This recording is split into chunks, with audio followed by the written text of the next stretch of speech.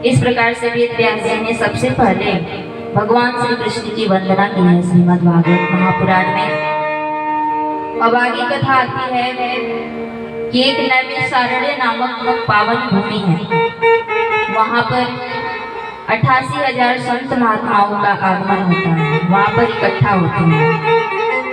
इनके बारे में कहा गया है कि सबसे पहले ये ब्रह्मा जी के पास जाते हैं, जो 88,000 संत महात्मा हैं, और ब्रह्मा जी से कहते हैं कि हे ब्रह्मदेव, हम चाहते हैं कि आप ऐसी पवित्र भूमि बताइए जहाँ पर हम बैठ करके भगवान की कथा सुन सकें, सत्संग कर सके, उनके नाम की चर्चा कर सके। तो ब्रह्मा जी कहते हैं कि मैं ये अपना चक्र छोड़ता हूँ, और ये चक्र जहाँ जाकर के गिरेगा आप लोग समझ जाइएगा कि वही पावन, वही पवित्र भूमि है, और वहाँ पर बैठ करके भगवान के नाम की चर्चा करिएगा।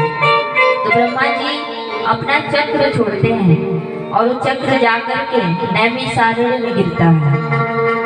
नैमिषारण्य जो लखनऊ से कुछ दूरी पर पड़ता है, वहां जाकर के वो चक्र गिरता है।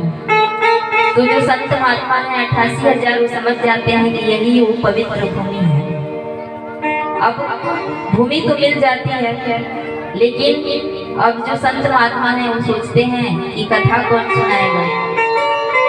ऐसा कोई ज्ञानी हो जो भगवान की कथा सुना सके। तो वो लोग वेद व्यास जी के पास जाते हैं और वेद व्यास जी से कहते हैं कि आपने तो पुराणों की रचना की है, शास्त्र रचे हैं, तो आपसे बड़ा ज्ञानी कौन हो सकता है। तो हम चाहते हैं कि आप ही हमें कथा सुनाएं। वेद व्यास जी मुस्कुराने लगते हैं, कहते हैं कि हमें पता है कि आप लोग मेरे पास क्यों आए हैं। आप लोगों को लगता है कि मैं ही ज्ञानी हूँ, क्योंकि मैंने पुराणों को रचा है, उसको लिखा है। तो ये बात नहीं है, मुझसे भी बड़ा एक ज्ञानी है, और वो है सूत जी महाराज। आप लोग सूत जी से जाकर के विनय करिए, वही इस मंगलमयी कथा को सुनाएंगे। तो 88,000 संत महात्मा विनय करते हैं, प्रार्थना करते हैं सूत जी महाराज से, और सूत जी महाराज नैमिषारण्य की पावन भूमि में आते हैं। उनको उचित स्थान पर बैठाया जाता है, और जितने भी 88,000 संत महात्मा हैं वो सब भूमि पर विराजमान हो जाते हैं, और सूत जी महाराज कथा सुनाना प्रारंभ करते हैं। बोले श्री कृष्ण कन्हैया लाल की, राजा रामचंद्र की। अब सोचने वाली बात है, ये जो 88,000 संत महात्मा हैं, ये सूत जी महाराज से 10 वर्ष नहीं, 20 वर्ष नहीं, लाखों वर्ष बड़े हैं, क्योंकि सतयुग त्रेता युग में लोग लाखों वर्ष जीते थे। तो ये जो संत महात्मा है ये उम्र में बहुत बड़े हैं, और सूत जी महाराज उम्र में छोटे हैं। लेकिन ये 88,000 संत महात्माओं की जो विनम्रता देखिए कि सूत जी महाराज उम्र में छोटे हैं, और ये जो संत महात्मा हैं इतने ज्ञानी होकर के, इतने वृद्ध होकर के भी ऐसे बैठे हैं जैसे कुछ जानते नहीं, बिल्कुल अज्ञानी बन करके बैठे हैं कथा सुनने के लिए।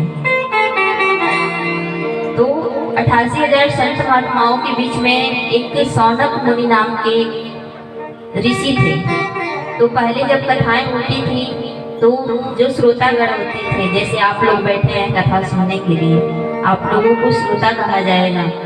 तो श्रोताओं के बीच में एक ऐसे व्यक्ति को बैठाया जाता था जो कथा कहने वाले से प्रश्न पूछता था। तो ये जितने भी 88,000 संत महात्मा हैं ये सौनक मुनि को आगे बैठाते हैं और कहते हैं कि आप जो है हमारी तरफ से प्रश्न पूछिएगा सूत जी महाराज।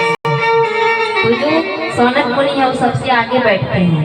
तो इसलिए श्रीमद् भागवत महापुराण में इन 88,000 संत महात्माओं को सौनकादि ऋषियों के नाम से दर्शाया गया है, बताया गया है।